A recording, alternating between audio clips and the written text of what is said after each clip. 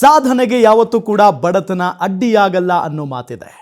ಅದೇ ರೀತಿಯಾಗಿ ಇವತ್ತು ನಮ್ಮ ಜೊತೆಗಿರುವ ಒಬ್ಬ ಅತಿಥಿ ಮಿಡಲ್ ಕ್ಲಾಸ್ ಫ್ಯಾಮಿಲಿಯಲ್ಲಿ ಹುಟ್ಟಿ ಅವರು ಆಯ್ಕೆ ಮಾಡಿಕೊಂಡಿದ್ದಂಥ ಕ್ಷೇತ್ರ ಯಾವುದಪ್ಪ ಅಂದರೆ ಅದು ಶಿಕ್ಷಣ ಕ್ಷೇತ್ರ. ಬೇರೊಬ್ಬರ ಕೈಯಲ್ಲಿ ಯಾಕೆ ದುಡಿಬೇಕು, ನಮ್ಮದೇ ಆದಂಥ ಒಂದು ಸಾಮ್ರಾಜ್ಯವನ್ನು ಕಟ್ಟೋಣ ಅಂತ ಹೇಳಿ ಶಿಕ್ಷಣ ಕ್ಷೇತ್ರದಲ್ಲಿ ತಮ್ಮದೇ ಆದಂಥ ಒಂದು ಸಾಮ್ರಾಜ್ಯವನ್ನು ಕಟ್ಟಿ ಇವತ್ತು ಎಷ್ಟೋ ವಿದ್ಯಾರ್ಥಿಗಳಿಗೆ ಅವರು ಪಾಠವನ್ನು ಮಾಡ್ತಾ ಇದ್ದಾರೆ. ಇದೆಲ್ಲದರ ಜೊತೆಗೆ ಒಬ್ಬ ಮಿಡಲ್ ಕ್ಲಾಸ್ ಹುಡುಗ ಏನು ಬೇಕಾದರೂ ಸಾಧನೆ ಮಾಡಬಹುದು ಅನ್ನೋದನ್ನು ಕೂಡ ಇವತ್ತು ಅವರು ನಮಗೆ ತೋರಿಸಿದ್ದಾರೆ. ಹಾಗಾದರೆ ಅವರು ಯಾರು? ಅವರು ಬೇರೆ ಯಾರೂ ಅಲ್ಲ, ಗೌತಮ್ ಗ್ರೂಪ್ ಆಫ್ ಇನ್ಸ್ಟಿಟ್ಯೂಷನ್ನ ಸಂಸ್ಥಾಪಕರು ಮತ್ತು ಚೇರ್ಮನ್ ಆಗಿರುವಂಥ ಡಾಕ್ಟರ್ ATS ಗಿರಿ ಅವರು.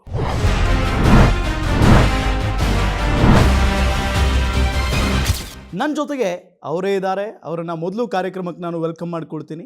ಸರ್ ನಮಸ್ಕಾರ, ಕಾರ್ಯಕ್ರಮಕ್ಕೆ ನಮಸ್ಕಾರ.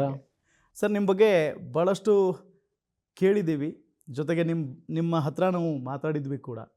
ಭಾಳ ನಮಗೆ ಇನ್ಸ್ಪೈರ್ ಆಯಿತು. ಒಬ್ಬ ಮಿಡಲ್ ಕ್ಲಾಸ್ ಹುಡುಗ ಇಷ್ಟು ದೊಡ್ಡ ಮಟ್ಟಕ್ಕೆ ಬೆಳೆಯೋದು ಅಷ್ಟು ಸುಲಭದ ವಿಚಾರ ಅಲ್ಲ, ಅದಕ್ಕೆ ಒಂದು ಹುಚ್ಚುತನ ಇರಬೇಕು. ಸೊ ನಿಮ್ಮ ಬಗ್ಗೆ ಇನ್ನೂ ಭಾಳಷ್ಟು ತಿಳ್ಕೊಳ್ಳೋದು ಬಾಕಿ ಇದೆ. ಸೊ ಶುರು ಮಾಡಿಬಿಡೋಣ. ಸರ್, ನಿಮ್ಮ ಬಾಲ್ಯದಿಂದನೇ ಶುರು ಮಾಡೋಣ. ಹೆಂಗಿತ್ತು ಸರ್ ಬಾಲ್ಯ? ಜೊತೆಗೆ ನೀವು ಎಲ್ಲಿ ಹುಟ್ಟಿದ್ರಿ, ಎಲ್ಲಿ ಬೆಳೆದ್ರಿ, ನಿಮ್ಮ ಕುಟುಂಬ ಹೆಂಗಿತ್ತು? ನಮ್ಮದು ಆ್ಯಕ್ಚುಲಿ ಒಂದು ಅಮೃತೂರು ಅಂದ ಒಂದು ಗ್ರಾಮದಿಂದ ನಾನು ತುಮಕೂರು ಡಿಸ್ಟ್ರಿಕ್ನಿಂದ ಬಂದಿದ್ದೀನಿ. ನಾನು ಬಾಲ್ಯದಲ್ಲಿ ನಮ್ಮದು ಮಿಡಲ್ ಕ್ಲಾಸ್ ಫ್ಯಾಮಿಲಿ. ನಮ್ಮ ಪೇರೆಂಟ್ಸು ಗೌರ್ಮೆಂಟ್ ನೌಕರಾಗಿದ್ದರು. ಸೊ ಅವರು ಯಾವಾಗಲೂ ನಮ್ಮ ಎಲ್ಲೆಲ್ಲಿ ಟ್ರಾನ್ಸ್ಫರ್ ಆಗ್ತಾ ಇರ್ತಾರೆ ಅಲ್ಲೆಲ್ಲ ನಾವು ಹೋಗಿ ಸ್ಟಡಿ ಮಾಡೋ ಅವಶ್ಯಕತೆ ಇತ್ತು.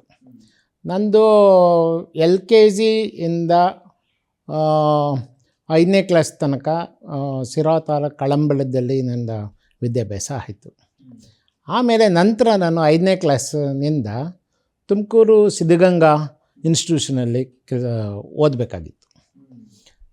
ಆಮೇಲೆ 9ರಿಂದ 10ನೇ ತಾರೀಕು 10ನೇ ತರಗತಿಗೆ ನಾನು ಆರ್ಯನ್ ಹೈಸ್ಕೂಲ್ಗೆ ನಾನು ಹೋಗಿ ಜಾಯಿನ್ ಆಗಿ. ಎಲ್ಲಿ ಸರ್ ಅದು? ಅದೇ ತುಮಕೂರಿನಲ್ಲೇ ಎಲ್ಲ. ನಂತರ ನಾನು PUC ಗೌರ್ಮೆಂಟ್ ಕಾಲೇಜ್ ಆಫ್ ತುಮಕೂರಿನಲ್ಲಿ ಮುಂದುವರಿಸಿದೆ. ಅದ ನಂತರ ನಾನು ಬೆಂಗಳೂರು ಕಡೆಗೆ ಗಮನ ಹರಿಸಿ ಇಲ್ಲಿ ಅನೇಕ ಕೋರ್ಸ್ಗಳನ್ನು ಆರಿಸಿ ಬಂದಿದ್ದೀನಿ. ಆವಾಗ ಒಂದೇ ಒಂದು ಗೌರ್ಮೆಂಟ್ ಕಾಲೇಜ್ ಇತ್ತು. ಮೆರಿಟ್ ಮೇಲೆ ನನಗೆ ಫಾರ್ಮಸಿ ಕಾಲೇಜ್ನಲ್ಲಿ ನನಗೆ ಅಡ್ಮಿಷನ್ ಸಿಕ್ತು ಬೆಂಗಳೂರಿನಲ್ಲಿ. ತದನಂತರ ನಾನು 2 ವರ್ಷ ಡಿಪ್ಲೊಮಾ ಇನ್ ಫಾರ್ಮಸಿ ಮುಗಿಸಿದ ತಕ್ಷಣವೇ ನಾನು ಇನ್ನು ಮುಂದಿನ ಪದವಿಯನ್ನು ಫಾರ್ಮಸಿನಲ್ಲೇ ಮುಗಿಸ್ಬೇಕು ಅಂತ. ತದನಂತರ ಬೇರೆ ಕೋರ್ಸಿಗೆ ನಾನು ಜಾಯ್ನ್ ಆಗೋಕ್ಕೆ ನೋಡೋಣ, ಬೇರೆ ಕೋರ್ಸಿಗೂ ಟ್ರೈ ಮಾಡೋಣ ಅಂತ ನರ್ಸಿಂಗ್ ಕೋರ್ಸಿಗೆ ನಾನು government college of nursing Victoria ಹಾಸ್ಪಿಟ್ಲಿನಲ್ಲಿ ಅಪ್ಲೈ ಮಾಡಿದೆ. ಸೊ ಎರಡೂ ಅಪ್ಲೈ ಮಾಡುವಾಗ ಈ 2-3 ತಿಂಗಳು ಸಮಯದಲ್ಲಿ ಗೌರ್ಮೆಂಟ್ ಕಾಲೇಜ್ ಆಫ್ ನರ್ಸಿಂಗ್ನಿಂದ ಒಂದು ಆಯ್ಕೆಯಾಗಿದ್ದೀರಾ ಅಂತ ಒಂದು ಪತ್ರ ಬಂತು ನಮ್ಮೂರಿಗೆ. ಅದ ನಂತರ ನಾನು ಆ ಆಯ್ಕೆ ಆಗಿದ್ದು ನಾನು ಪತ್ರ ತಗೊಂಡು ಹೋಗಿ ಜಾಯಿನ್ ಆದೆ. ಅಲ್ಲಿ ಹೋಗಿ ಜಾಯಿನ್ ಆಗಿ 1 ತಿಂಗಳಾಯಿತು. ತಕ್ಷಣವೇ ನನಗೆ ಇಷ್ಟ ಆದ ಫಾರ್ಮಸಿ ಕೋರ್ಸಿಗೆ ಅದರಿಂದನೂ ಒಂದು ಆಯ್ಕೆ ಬಂತು ಮೆರಿಟ್ ಮೇಲೆ.